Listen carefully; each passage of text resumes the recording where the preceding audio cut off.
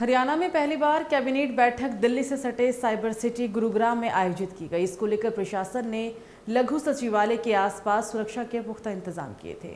आमतौर पर कैबिनेट की बैठक चंडीगढ़ स्थित सिविल सचिवालय में की जाती रही है, लेकिन दिल्ली के उद्यमियों के साथ प्रस्तावित संवाद प्रोग्राम को देखते हुए इस बार ये बैठक गुरुग्राम में रखी गई।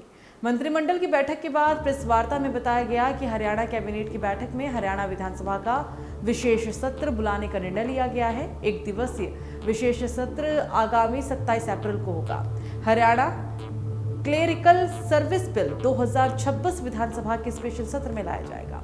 मंत्रिमंडल की बैठक में हरियाणा के कॉमन कैडर के ग्रुप डी कर्मचारियों के प्रमोशन के लिए जरूरी नियम बनाने पर भी सहमति बनी। कॉमन कैडर ग्रुप डी के जिन कर्मचारियों ने 5 साल से ज्यादा की सर्विस की पूरी, वे क्लर्क के पद पर प्रमोशन के लिए एलिजिबल होंगे। इस सत्र में Haryana clerical service bill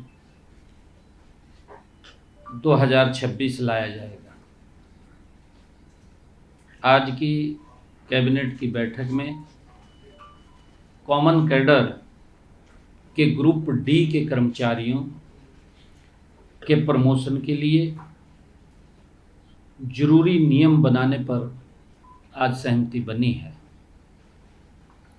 common cadre group D कर्मचारियों ने 5 साल से ज़्यादा की सर्विस पूरी कर ली और क्लर्क के पद पर प्रमोशन के लिए एलिजिबल हो गए हैं। इसलिए आज हरियाणा क्लेरिकल सर्विस बिल 2026 के मसौदे को आज मंजूरी दी गई है। ड्राफ्ट बिल में क्लर्क के पद के लिए ग्रुप डी के प्रमोशन के कोटे को भी 20% से बढ़ा करके 30% करने का प्रावधान वो कैबिनेट ने किया है। साथ ही जैसे पहले था कि 5% कोटा एक्स ग्रेसिया रखने के लिए अनिवार्यता भी नियमों में शामिल की गई है। अब उसको अनिवार्य रूप से किया जाएगा, वो इसमें शामिल किया गया है। Haryana clerical services requirement and conditions of service bill 2026 के मसौदे को भी मंजूरी दी गई है। ड्राफ्ट बिल में क्लर्क के पद के लिए ग्रुप डी से प्रमोशन के कोटे को 20 से 30% करने का प्रावधान किया गया। साथ ही 5% एक्स ग्रेशिया पद रखने की अनिवार्यता भी नियमों में शामिल की गई। कैबिनेट की मीटिंग के बाद सीएम सैनी ने कहा कि 16 और 17 अप्रैल को संसद में जो कुछ हुआ उसने विपक्षी दलों का असली चेहरा देश के सामने उजागर किया। विपक्षी दलों का असली चरित्र महिला विरोधी और सत्ता का लोभी है। ये दिन देश के इतिहास में काले दिन के रूप में दर्ज हुआ। विपक्षी दलों ने महिलाओं को केवल वोट बैंक समझा, लेकिन निर्णय प्रक्रिया में भागीदारी से वंचित रखा। मुख्यमंत्री ने कहा कि प्रधानमंत्री ने स्पष्ट कहा कि महिलाओं की भागीदारी कोई दया नहीं, उनका अधिकार है। विपक्ष ने परिसीमन के नाम पर झूठ और भ्रम फैलाया और कहा कि इससे कुछ राज्यों को नुकसान होगा। गृह मंत्री ने तथ्यों के साथ स्पष्ट किया कि किसी भी राज्य का प्रतिनिधित्व कम नहीं होगा।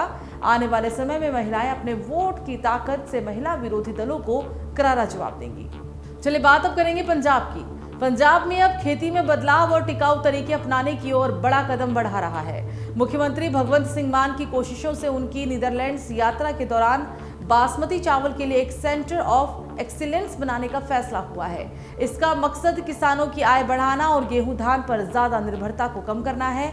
अपनी यात्रा के हिस्से के तौर पर सीएम भगवंत सिंह मान ने कृषि और उद्योग के क्षेत्र में बेहतरीन तरीकों का जायजा लिया, ताकि पंजाब के उन किसानों को फायदा पहुंचाया जा सके जिन्होंने देश को खाद्य उत्पादन में आत्मनिर्भर बनाने में अहम भूमिका निभाई है।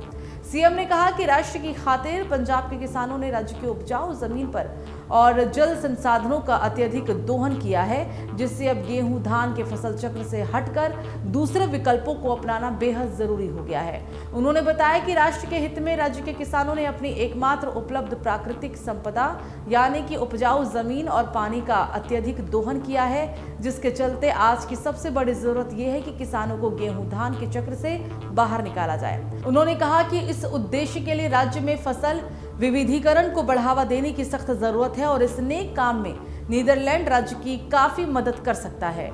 रॉटरडैम स्थित एलटी फूड्स की फैसिलिटी के दौरे के दौरान कंपनी ने 80 से ज्यादा देशों में अपनी वैश्विक मौजूदगी और 1 लाख से ज्यादा किसानों के साथ अपने मजबूत जुड़ाव के बारे में जानकारी दी। इस दौरे के दौरान मुख्य फोकस टिकाऊ खेती यानी कि सस्टेनेबल फार्मिंग के तरीकों और वैश्विक स्तर पर पंजाब की बासमती की पहचान को और विस्तार देने पर था।